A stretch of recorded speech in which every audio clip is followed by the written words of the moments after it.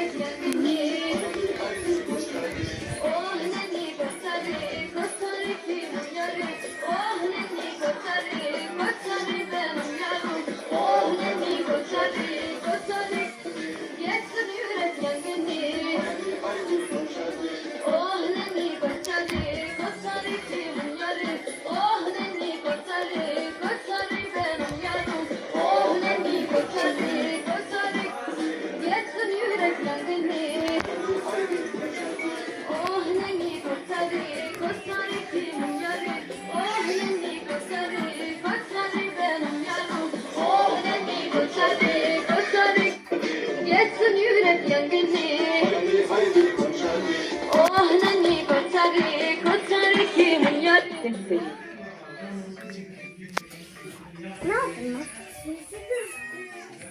Niye? Bir video çekiyoruz.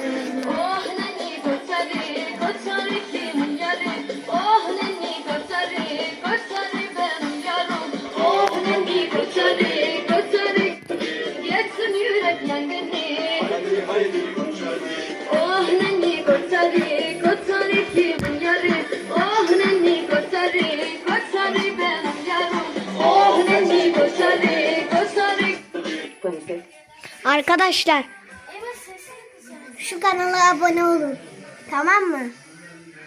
Bu kanal çok güzel bir kanal. 2625 Gezenime 1661. Bakın şu kanal. Bakın. Emine. Benim adım aslında Eymen Saral. Onu diyerek geçebilirsiniz hadi.